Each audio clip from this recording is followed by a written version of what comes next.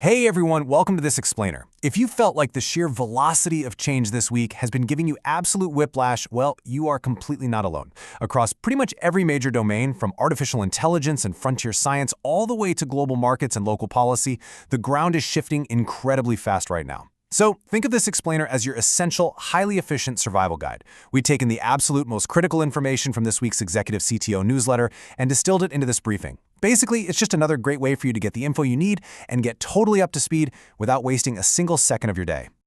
We're going to act as your executive news desk today. Here's the agenda we're running through. 1. Tech and AI trends. 2. Science and frontier innovation. 3. Economy, markets, and business.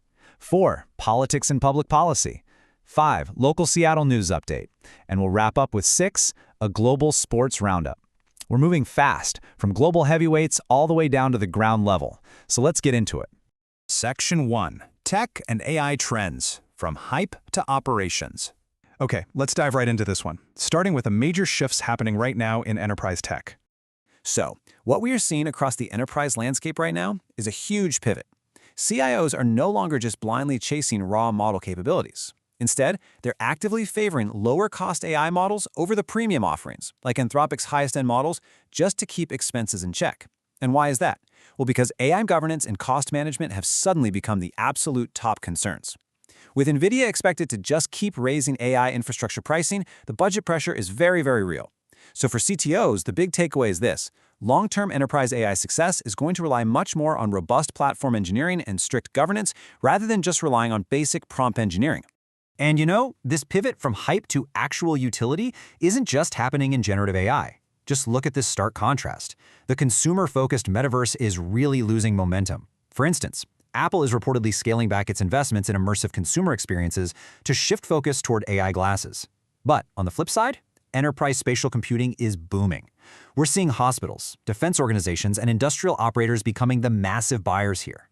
They are heavily investing in digital twins, industrial visualization, and training apps. The commercial use cases are absolutely proving themselves out. So with adoption moving this incredibly fast in the enterprise sector, it forces us to ask a pretty urgent question. Have we already crossed the threshold of AI risk? Because as these tools get baked into critical infrastructure, the real-world stakes are getting exponentially higher. Now, what's really interesting about this assessment from Bill Gates, which was highlighted by MIT Technology Review, is the absolute gravity of it. He is explicitly stating that AI capabilities have advanced beyond several key risk thresholds. He specifically calls out cyber, biological, labor market, and control-related risks. Right? Like, this isn't science fiction anymore. This is a very sober assessment of where the technology currently sits today. And just rounding out our AI coverage, MIT Technology Review brings us a few more critical headlines that show just how expansive these issues really are.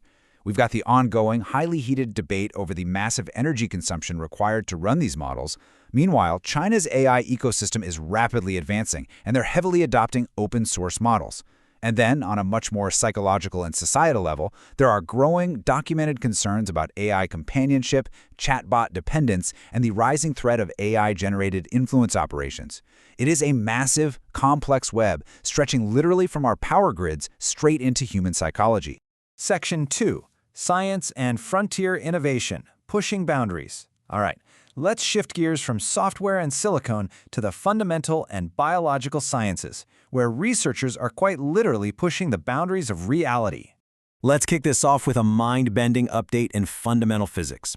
Researchers are currently investigating a theoretical concept known as the dark dimension. I know, it sounds like sci-fi, but what you need to know here is that by looking into this dark dimension, physicists believe they might be getting closer to actually experimentally testing aspects of string theory. For decades, string theory has been highly theoretical, so the mere possibility of physical experimental testing is an absolute breakthrough in the academic world. Now, over on the biological side, MIT Technology Review is highlighting some renewed warnings about something called mirror life. These are synthetic, mirror-image organisms. And interestingly enough, the scientists who previously advocated for creating these bacteria are now the ones sounding the alarm. The major concern is that if these synthetic mirror organisms were to ever interact with natural ecosystems, they could pose massive, unforeseen ecological consequences and biological risks. It's just a powerful reminder of that delicate balance in synthetic biology.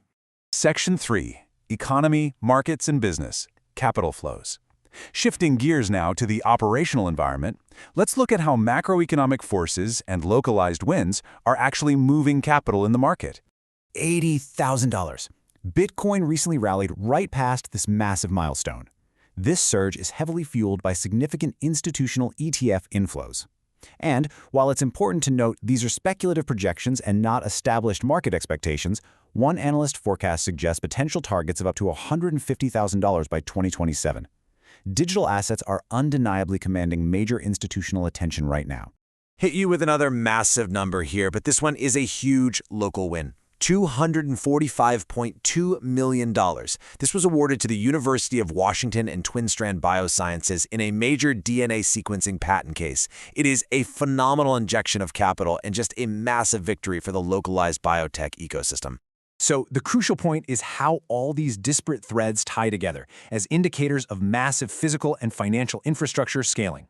Looking at the broader macro moves, oil prices are softening amid hopes of reduced geopolitical risks around the Strait of Hormuz.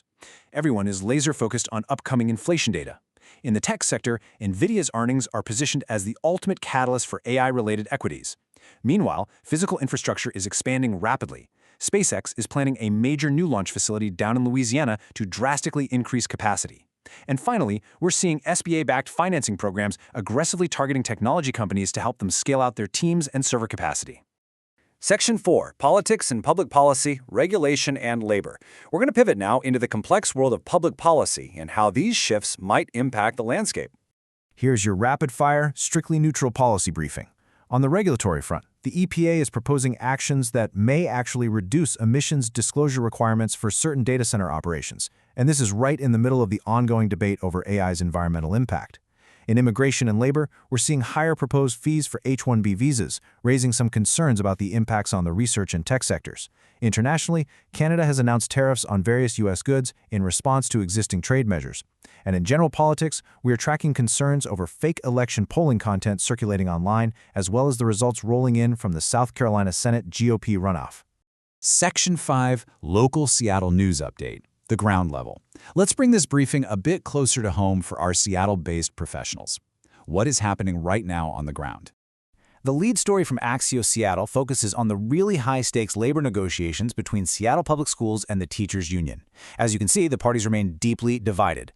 The union's demands are centering around pay, class sizes, planning time, and special education issues, while on the other side, district leadership is citing severe financial constraints and ongoing budget pressures. Union members are currently voting on a strike authorization, which means a strike could very well delay the start of the school year. And this brilliantly illustrates the duality of the city right now. Because while those school negotiations are tense, the broader Seattle lifestyle and economy are booming. Downtown Seattle is showing an incredibly strong post-pandemic recovery. We're talking record summer visitor counts, increased hotel occupancy, rising consumer spending, and very strong waterfront traffic. Though, on a slightly more bittersweet note, we've officially marked the end of Seattle's last 8 p.m. sunset period for the year, which is a sure signal that summer is winding down. Section 6, Global Sports Roundup, the final whistle.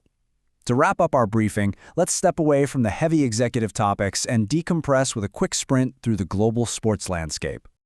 Over in football, the Athletics newsletter is heavily focused on the Premier League this week. The big headline is Tottenham's reported £85 million acquisition of Savio. Alongside that massive transfer, they are diving deep into transfer valuation analysis across the league, doing comparisons on the rising cost of season ticket pricing and tracking the unusually high turnover of sporting directors across various Premier League clubs. The business of sports is clearly moving just as fast as the tech sector. Which brings us to our final thought for this explainer. Today, we've looked at massive leaps in AI capabilities, shifting capital markets, ecological warnings, and evolving global policies. The sheer pace of innovation we've discussed today is quite literally outpacing regulation, and markets are shifting daily. So the question you have to ask yourself and your team is this: how adaptable is your enterprise strategy to this new reality? Thank you so much for joining me for this briefing, and I hope this leaves you energized to explore these topics further.